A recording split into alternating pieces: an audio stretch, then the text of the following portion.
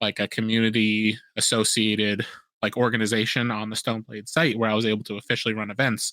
And at that point, I'm like, all right, I'm able to run events. My goal is to run at least one event a week. And my goal is to try to, because locally I'd played in so many OP events, I had just gathered so many promos and prizes. And there was a lot of people who I had become friends with online who just really didn't have a lot of opportunity to play in person. They didn't have those promos and prizes. So I'm like, I don't need like 30 copies of this OP minion. Yeah. Like, let me try to get it to people who don't have them. So then my goal was just let me run some events, let me give away some product that I have that I don't need a million copies of. And then even though I'm a collector and I love having a million copies of everything, I just kind of started creating events, putting out product, like really just trying to get people hyped about the game. I actually had been doing that for, I would say, maybe at least 3, 4, 5, 6 months. And at that point, I actually never had applied for the Forge Guardian position because I'm like, like right now, my goal is just trying to focus on getting stuff running locally and online. And just, I don't know, it was one of those things where I just didn't really feel like, hey, I'm going to try to do this officially. And then there was like one weekend where I think I had like 5 or 6 people messaging me and they were like, I'm surprised you're not a Forge Guardian yet. I'm surprised you're not a Forge Guardian yet. So then I was like, you know what? I might as well just apply because I'm like, might as well try to make it official because they're like, you're doing a lot of work for the community. So then there was a point where I was like, I think it might have been like I was setting up an invitational or I was like talking to Lucas and Church about something. And then the two of them reached out and they were like, with everything you're doing, we're surprised that you're not a Forge Guardian yet. Like, we're going to change that. Nice. And basically, Church sent me a message. He was like, I'm not a big person about fanfare, but he's like, you're doing a lot about this with this community and you're really helping to grow this game. Like, do you want to be a Forge Guardian? And I'm just like, hell yeah. So then I like went over to my girlfriend. I'm like, yo, I'm a Forge Guardian. She's like, is that a good thing? And I'm like, yeah, this is a really good thing. And she was like, oh, hell yeah, then. And she got like really excited for me. And then since then, I've just been trying to continue that online presence and just trying to keep people playing in tournaments. So that's why I've been trying to do like level up from just like, hey, I'm running events every week to I'm trying to run these invitational circuits where I'm trying to give away like a substantial amount of prizes just to be able to get people excited and wanting to continue the game. So I would say I did it not to be a Forge Guardian because I really did all this stuff because I wanted to keep the community alive because I love this game so much. And then it kind of, with all of that work that I put in, it was definitely recognized by the community and recognized by Stoneblade. And that's where they were like, hey, we want to pull you into this role officially. And I will say there's a lot of people who have also been doing a ton for the game and also definitely deserve to be Forge Guardians as well. So I think it was just one of those things where maybe because it was just like the frequency of events and the amount that I was doing at that moment when they were looking to continually add to that program might have been why I was just the one who was selected. But like, I would say that there was definitely a lot more people who are very well deserving of this. And it's something that like, even if you're not a Forge Guardian, there's ways that you could continue to help grow the community. Because I would say that since I've become a Forge Guardian, like we have our meetings, but I don't necessarily think that I have like additional power. Like I still feel like I'm just working through and continuing to do the best to grow the community. But I will say that Stoneblade's been able to provide me more promos and things that they're sponsoring into the events, which is really nice. But I think that is just, even if you don't have the title officially, like anyone who's helping to grow this community and build this community is like really doing their part, like just like what you're doing, Bryce. Like you're literally building the community out there in Australia. Yeah. I quite like being an unofficial Guardian, and it's funny hearing you tell about your story, and I'm kind of in a similar boat at the moment where some people go, you're not a Forge Guardian? It's like, no, I'm a community organizer. I open things. I get a lot of support from Stoneblade. They're always giving us deck codes that we can give away. And when it was closed beta, they were giving us app codes so we could get more people trying the app. And I have to say, one thing that they're doing very well is supporting community organizers to try and grow the game. I played a lot of games where that role was kind of just left for the stores to do. And I think retail is a very tricky environment to try and incentivize them, especially if your game's not selling, they'll drop you so fast. So supporting the community that loves the game, like you and me and the many others out there who aren't Forge Guardians but are helping to grow the community, I think that's exactly the right way to focus on how you grow your game and how you grow support for your game.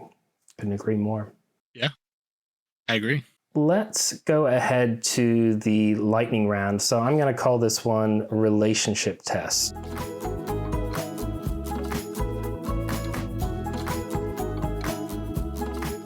I'm going to say a couple of words and just the first thing that pops into your head. And I might not use all of these, but we'll just see how many we get through.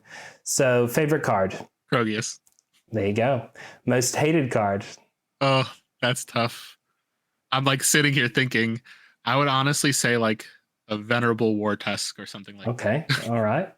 Why Venerable War Tusk? To go just deep dive a bit? I'm just like, I'm not a big fan of vanilla creatures. So like basically when I'm opening up a deck and like I see like, oh, like multiple Venerable and like, oh, here's a War Tusk and a Slayer. I'm like, oh, this deck is dead to me. Favorite modifier? Gambling. Yeah, fair. Most hated modifier? Venerable. I thought you were going to say corrupt. Maybe that's just me. No, the thing is, corrupt's actually not that bad. I know. On your drone, on your wonderful drone, it's perfect modifier. That's true. I should have said that as my favorite card. Favorite piece of art in the game at the moment? I would say Shambler. I just really like that art. Yeah, it's good. Most hated piece of art? I would say Slayer. I don't know, for whatever reason. Favorite game mechanic? I would say upgrading. So like Ghoulish or like upgrade and things like that. Yeah, nice. And a game mechanic that you don't like, or maybe that you like the least? Or which part of SolForge maybe is the least interesting to you? I would say, honestly, life gain, for the sake of it can really just drag out games. Yep, fair. Do you have a favorite match that you've ever played, whether it's that Worlds one you played with Mundungu or something else that really sticks out in your mind as, man, that was a good game? I would say that game, I would say the Worlds game from Mundungu would probably be one of my favorites, just because it was like a culmination of a lot. So not only was it a good game, but it just had a lot of meaning behind it. First Worlds, you're with your buddy, you're at the top table. Your first move, from what you said, was something unexpected, and he said, really, you're going to do that? So yeah, I think that sounds like it was a really good match. And best opponent you've ever played against? Is it Mundungu again, or someone else that you're continually challenged by, maybe? Yeah, I would say if I was paired against somebody and I'm like, uh-oh, this is going to be tough, Mundungu would be the one. It's great to have a frenemy, a nemesis like that challenges you to do better. Oh, yeah. All right, well, I'll move us on to our final segment of the pod. This one's called Your Future Together.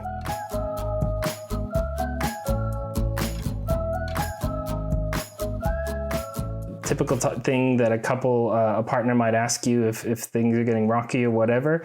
Where do you see this relationship in 2 to 5 years? You still going to be a SolForge player? Still going to be a Guardian in 2 to 5 years? What do you think? My plan is, as long as SolForge is alive and kicking, I plan to be playing. So I know there's a little bit of kind of uncertainty in the community right now, because there was an announcement where they're moving to Web3 and blockchain. So I've seen a couple of my very good friends deciding to leave the game, at least temporarily, some more permanently. But for me, I think I'm the kind of person who is let's wait and see how things are going to be, and then go from there and kind of feel it out a little bit.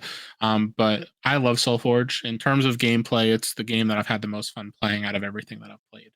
And I think that my goal is to keep playing this game in whatever capacity that I can, whether it be, hey, you know what, we're playing for fun, just like on paper, like to the side, or we're playing on Tabletop Simulator, or playing a couple games on the client.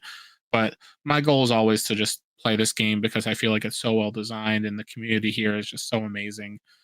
So my hope is to continue to help grow this game, and that even though right now things look a little bit rocky with the whole Web3 implementation, that it just continues to bring more people into the game and brings more hype and more excitement to the point where the community continues to grow. But I know that my plan is to do as much as I can to keep running events, keep spreading the word about the game, and then just really try to push forward to see success of SolForge, because not only is it a great game, but I think the team behind it, with like Fletch, Lucas, Andrew, Jurch, and everybody else who is on that Stoneblade team, they're doing such a great job to really push a game that's so much fun to play. And I just like being a part of it, and hope to keep doing it and keep playing and keep supporting the game as a Forge Guardian as long as I can. Yeah, I'm pretty similar to you. I'm just still in that kind of honeymoon phase, only like 4 or 5 months into the game. And I see some people very much challenged by the Web3 announcement, and I totally get the reasons why they are. But I'd love to see the game continue to go, and continue to keep moving forward. And I do think Stoneblade are listening. There might not be a lot that they can do with regard to Web3 and the implementation with where they're at in the roadmap right now, or whatever deals have been sort of done previous. But I do think they're listening and they're watching the community. And I think that's always helpful compared to some of your bigger game developers that maybe don't pay as much attention or don't listen as much or interact as much with the fans. I think that's going to help us moving forward, that they're paying attention and listening to what we all have to say. So that's a positive for me. Yeah, I agree 100%.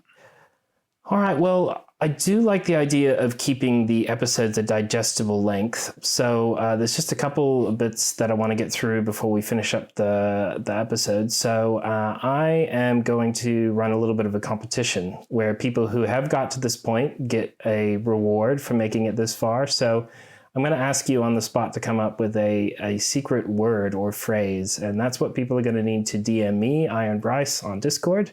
And if they send me that phrase, then you go into the draw to win a Set 1 deck code courtesy of Stoneblade Entertainment. So what is the secret code of this episode? I'm going to say Sam Boozled. So like bamboozled, but with Sam at the beginning. Perfect. I can't wait to start receiving a whole bunch of those in my inbox. I would like definitely to let people know that there are other SolForge Fusion podcasts out there, and I'd highly recommend you listen to them. I've listened to every episode of all of them, and that's why I'm here now making my own. So Charge Plated Podcast is wonderful for giving you foundation knowledge of the game, understanding modifiers, levels. Jurch and Fizzle6 did an awesome job with that podcast when they were doing it together, even though it's just Jurch now. Highly recommend you go back through their back catalog. And Fifth Cycle, another fantastic podcast, big ensemble piece, real buddy. And I loved everything they had to share about the game as well. And there's also plenty of other content creators on YouTube, too many to list at this stage, but I'll put a few in the description notes. So if you're looking for more content for SolForge Fusion in podcast or video form, plenty of other places to look.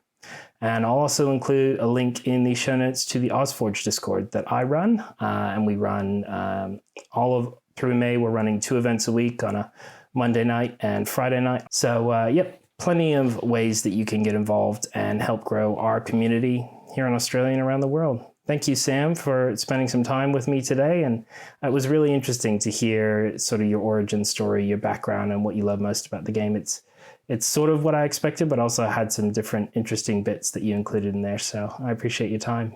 Yeah, thanks for having me. This was a lot of fun. I'm glad. All right. Well, thanks, everybody. This is the first episode of the Soulbind podcast, and we hope to do more in the future. See you next time.